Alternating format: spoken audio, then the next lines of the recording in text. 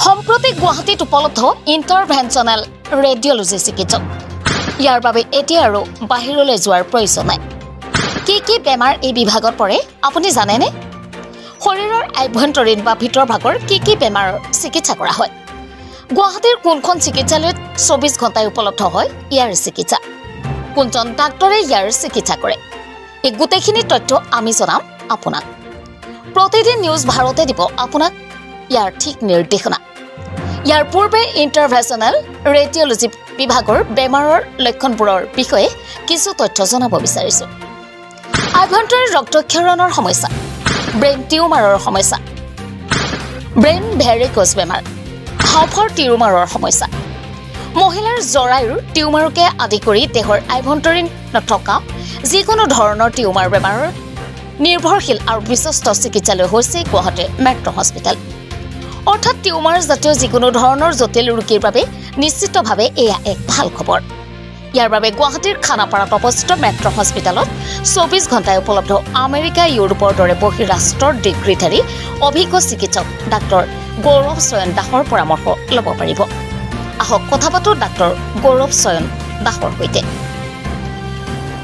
Guwahati metro' হস্পিটেলত আজি আমি প্ৰায় 1-2জনকৈ 7গৰাকী চিকিৎসকক সাক্ষাৎ কৰিলোঁ আৰু সাক্ষাৎ কৰাৰ পিছত তেওঁলোকৰ যিখিনি অভিজ্ঞতা দেখিলোঁ, চিকিৎসা বিজ্ঞানৰ শাস্ত্ৰত যিখিনি তেওঁলোকৰ অভিজ্ঞতা আছে, যিখিনি তেওঁলোকৰ বিগত দিনত যিখিনি তেওঁলোকে চিকিৎসা সেৱাত নিজকে নিয়োজিত কৰি যিখিনি অভিজ্ঞতা পাইছে, সঁচাকৈয়ে গুৱাহাটী মেট্ৰ' হস্পিটেলৰ চিকিৎসকসকল সঁচাকৈ অভিজ্ঞ। আৰু বিশেষকৈ যেতিয়া পেচেণ্ট এজন যেতিয়া নেকি নাৰ্ছিং হোমলৈ লৈ যোৱা হয় বা হস্পিটেলত লৈ যোৱা হয়, তেতিয়া পেচেণ্টজনৰ চিকিৎসা সেৱাতকৈ আটাইতকৈ বেছি নিৰ্ভৰযোগ্য কথাটো হৈছে সুপৰামৰ্শ দিয়া। ডক্টৰসকলৰ মেট্ৰ' হস্পিটেলৰ ডক্টৰসকলৰ যিটো ব্যৱহাৰ, যিটো পৰামৰ্শৱালী, যিটো তেওঁলোকৰ চিকিৎসা পদ্ধতি সঁচাকৈ শলাগ ল'বলগীয়া। আমি ইয়াতে কেইবাজনো চিকিৎসকক সাক্ষাৎ কৰিছোঁ। ইয়াত doctor Amit Dutta, doctor era বিশ্বাস, স্ত্ৰীৰোগ বিশেষজ্ঞ, আমি ডক্টৰ মুস্তাকিম আহমেদ মজুমদাৰ তেখেতক পাইছোঁ, অভিজ্ঞ ডক্টৰ গৌৰৱ চয়ন দাস, এইজন হৈছে আপোনাৰ যিটো আভ্যন্তৰীণ বেমাৰ, যকৃত হওক, হাঁওফাঁও হওক, কিডনী হওক, এই গোটেইবিলাকৰ বেমাৰৰ চিকিৎসক গৌৰৱ চয়ন দাস, চণ্ডীগড়ৰ এজন বহুত জনা শুনা ডক্টৰ।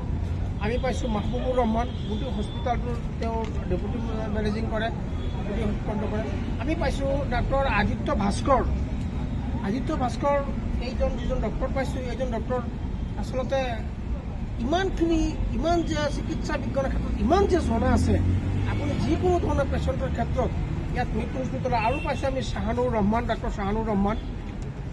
এনেধৰণে আমি আৰু কেইবাজনো চিকিৎসকক সাক্ষাৎ কৰিছোঁ। ইয়াত ষ্টাফক সাক্ষাৎ কৰিছোঁ, ইয়াত নাৰ্ছসকলক পাইছোঁ, এটেণ্ডেণ্টসকলক পাইছোঁ, কেইবাজনো পেচেণ্টক পাইছোঁ। আচৰিত কথা হ'ল অসমৰ বাহিৰত, অসমৰ বিভিন্ন একেবাৰে আপুনি ধুবুৰীৰ পৰা শদিয়ালৈকে আপুনি যিকোনো জিলাৰ পেচেণ্ট ইয়াত অহা আমি দেখিবলৈ পাইছোঁ।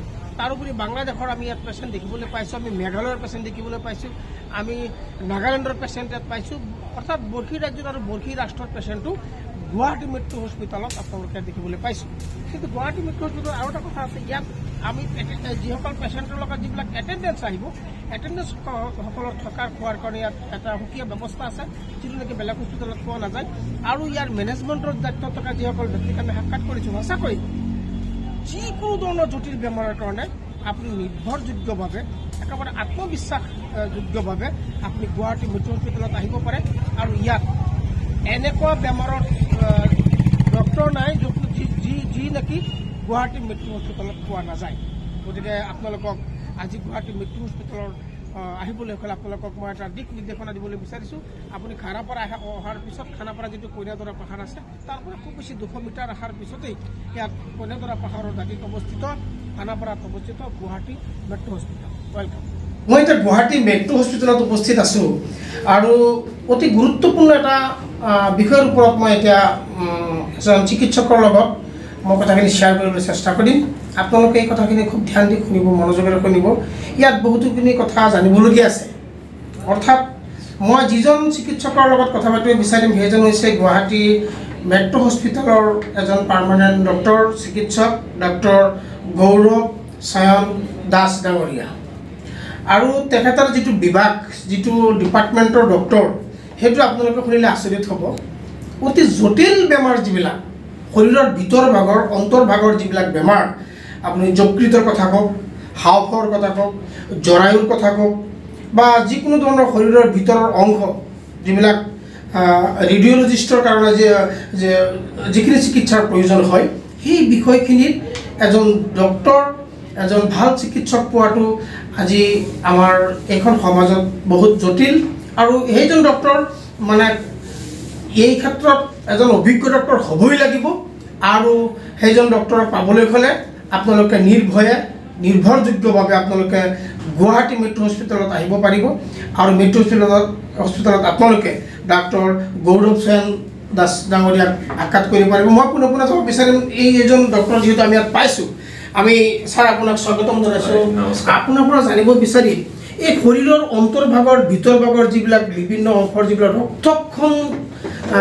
ৰক্তক্ষৰণ যিবিলাক হয় যিবিলাক ব্লাড যিবিলাক ওলাই যোৱাৰ যিটো এটা জটিল প্ৰক্ৰিয়া হয় অপাৰেশ্যনৰ ক্ষেত্ৰতে হওক বা শৰীৰৰ বিভিন্ন অংগৰ ক্ষেত্ৰতে হওক আপুনি এই বিষয়টোৰ ওপৰত এজন অভিজ্ঞ চিকিৎসক গুৱাহাটী মেট্ৰ' হস্পিটেলত আপুনি পেচেণ্টক কি পৰামৰ্শ দিব আৰু এটেণ্ডেঞ্চক কি বুলি ক'ব হয় হয় একচুৱেলি ইণ্টাৰভেনশ্যনেল ৰেডিঅ'লজি ডিপাৰ্টমেণ্টটো অসমৰ বাহিৰৰ যিবিলাক ষ্টেটছ আছে তাত অলৰেডি ফুলি ফাংচনিং হয় এতিয়া আমাৰ অসমতো আমি সম্পূৰ্ণৰূপে ফুল ফাংচনিং ইণ্টাৰভেনশ্যনেল ৰেডিঅ'লজি ডিপাৰ্টমেণ্টটো ষ্টাৰ্ট কৰিব পাৰিছোঁ তাৰ ভিতৰত আমি গুৱাহাটী মেট্ৰ' হস্পিটেলত মই সম্পূৰ্ণ টাইম ইয়াত কাম কৰোঁ ইয়াত ইণ্টাৰভেনশ্যনেল ৰেডিঅ'লজি বুলি ক'লে ধৰক যিকোনো চাৰ্জাৰী যিকোনো অপাৰেশ্যন বা শৰীৰৰ কিছুমান বেমাৰৰ কাৰণে যিটো আপুনি মোক সুধিলে কুৱেশ্যনটো যে ৰক্তক্ষৰণৰ কথাটো সুধিলে যদি ভিতৰত ব্লিডিং হৈছে যেনেকৈ ধৰক বাচ্চা জন্ম হোৱাৰ পিছত আপোনাৰ আনকণ্ট্ৰল ব্লিডিং হৈ আছে বা ধৰক আপোনাৰ এটা অপাৰেশ্যনৰ পিছত ইণ্টাৰনেল অৰ্গেনৰ পৰা ব্লিডিং হৈ আছে বা আপোনাৰ ধৰক হাওঁফাওঁৰ পৰা আপোনাৰ যিটো আমাৰ টিবিৰ পিছত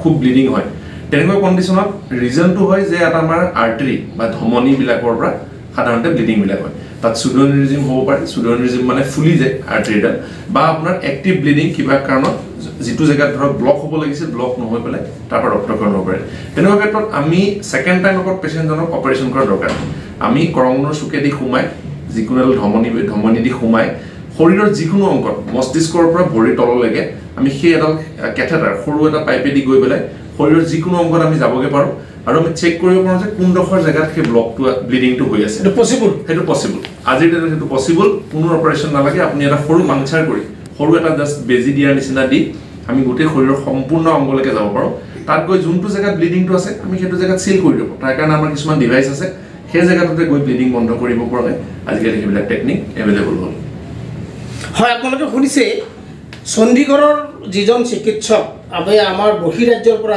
যিজন চিকিৎসক আজি গুৱাহাটী মেট্ৰ' হস্পিটেলত এভেইলেবল আৰু যিখিনি কথা কৈছে অতি গুৰুত্বপূৰ্ণ কথা এই কথাখিনি আমাৰ কাৰণে অতি প্ৰয়োজন আৰু বিশেষকৈ শৰীৰৰ ভিতৰ ভাগৰ যিখিনি জটিল সমস্যা হয় বিশেষকৈ ৰক্তক্ষৰণজাতীয় যিখিনি সমস্যা হয় যিকোনো অংগৰ পৰাই হওক যিকোনো আৰ্গনৰ পৰাই হওক এই সমস্যাৰ দ্ৰুত সমাধান কৰিবৰ বাবে আমি কোনো ধৰণৰ দ্বিধাবাদ নকৰাকৈ ডাইৰেক্ট আহিব পাৰোঁ গুৱাহাটী মেট্ৰ' হস্পিটেলত আৰু গুৱাহাটী মেট্ৰ' হস্পিটেলত আপোনালোকে এজন বিশ্বাসযোগ্য আৰু নিৰ্ভৰযোগ্য এজন চিকিৎসকক সাক্ষাৎ কৰিব পাৰিব এইটো ডিপাৰ্টমেণ্টৰ এজন হৈছে ডক্টৰ গৌৰৱ চয়ন দাস ডাঙৰীয়া তাৰ বাহিৰেও আৰু কি চিকিৎসা কৰে আপোনাৰ আৰু হয় এইটো একচুৱেলি বহুত ডাঙৰ ডিপাৰ্টমেণ্ট হয় ইণ্টাৰভেনশ্যনেল ৰেডিঅ'লজি ডিপাৰ্টমেণ্টটো ইয়াত এটা কেঞ্চাৰৰ ডাঙৰ উইং ইয়াত কভাৰ হয় কেঞ্চাৰ বুলি কোৱাৰ লগে লগে ডায়েগনচিছত আপোনাৰ বায়'পচিৰ পৰা ষ্টাৰ্ট কৰি আজিকালি কেঞ্চাৰৰ ট্ৰিটমেণ্ট পৰ্যন্ত ইণ্টাৰভেনশ্যন ৰেডিঅ'লজি দ্বাৰা কৰিব পৰা যায় যেনেকৈ ধৰক আপোনাৰ ইণ্টেষ্টিন বা আপোনাৰ আমাৰ ৰেক্টাম এনেকুৱা জেগাত যদি কেঞ্চাৰ হয় কেতিয়াবা আপোনাৰ লিভাৰত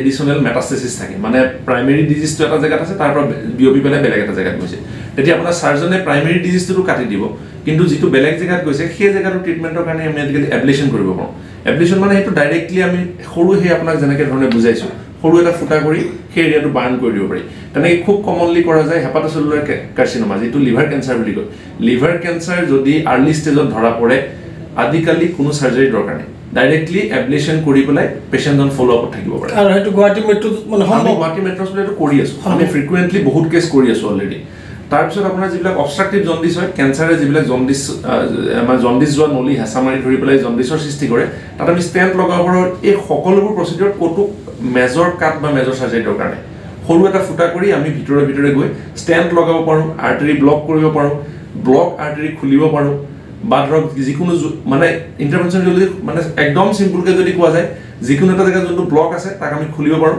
যোনটো জেগা খোলা আছে তাক আমি ব্লক কৰিব পাৰোঁ আৰু খালি আমাক এটা সৰু এটা এক্সেছ লাগে যেহেতু মেজৰ সাৰ্জাৰী নহয় তেতিয়াহ'লে খৰচটো কম হ'ব নহয় নহয় সেইটো এটা এনেকুৱা নহয় যে ইণ্টাৰভেনশ্যন ৰেডিঅ'লজি কম দামী মানে কম খৰচত কৰিব পাৰি এইটো আপুনি ক'ব পাৰে যে পেচেণ্টৰ কম খৰচ বেলেগ এটা সেন্সত হয় বিকজ তেওঁলোকৰ হস্পিটেল ষ্টেটো কমি যায় আজি খুব ডাঙৰ সাৰ্জাৰী এটা কৰাৰ লগে লগে পেচেণ্টজনৰ আইচিইউ ষ্টে বাঢ়ি গ'ল হস্পিটেল ষ্টে বাঢ়ি গ'ল তেনেকৈ তেখেতৰ অভাৰঅল এক্সপেন্সেছটো বাঢ়ি যায় কিন্তু ইণ্টাৰভেনশ্যন ৰেডিঅ'লজিত ষ্টেটো খুব কম টাইম থাকিব কাৰণ আমাৰ কাটাকুটিবিলাক নাই কিন্তু ওভাৰঅল যিবিলাক আমি হাৰ্ডৱেৰ ইউজ কৰোঁ হাৰ্ডৱেৰবিলাক ৰিলেটিভলি এক্সপেন্সিভ হয় এতিয়া মানে এনেকুৱা জটিল লোকৰ মানে ৰোগীসকল এতিয়া আৰু বাহিৰত যাব নালাগে হয় হয় গুৱাহাটী মেট্ৰ' হস্পিটেলত উপলব্ধ হ'ব আৰু এতিয়া মই ইয়াত দুবাৰেই এডমিট হ'লোঁ 2 বছৰমান আগতে এবাৰ মোৰ ৱাইফ আছিলে আৰু এতিয়া মোৰ ভৰি ভাঙিল মই ট্ৰিটমেণ্ট কৰিবলৈ আহিছোঁ it's a very good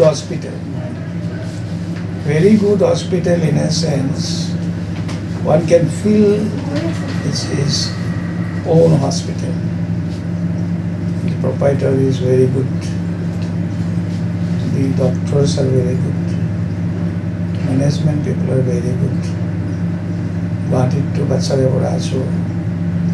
There are some hospitals nearby my house. I always have freedom to visit those hospitals. But I feel comfortable here. Oh, the Metro Hospital, no? It's Guwahati Metro Hospital. It's Radiology Department. এইটো আমাৰ ইফালে আছে আমাৰ CT scan machine ইয়াতে আমি পেচেণ্টৰ CT scan কৰোঁ আৰু এইফালে এইটো আমাৰ চিটি স্কেন মেচিনটো হ'ল 32 স্লাইচৰ এইফালে আমাৰ MRI মেচিন আছে MRI হ'ল আমাৰ 1.5 টেছলা চিমেন্সৰ মেচিন হয় সকলোখিনি সুবিধাই আমাৰ ইয়াতে আছে নিউজ ডেস্ক ৰিপৰ্ট প্ৰতিদিন নিউজ ভাৰত।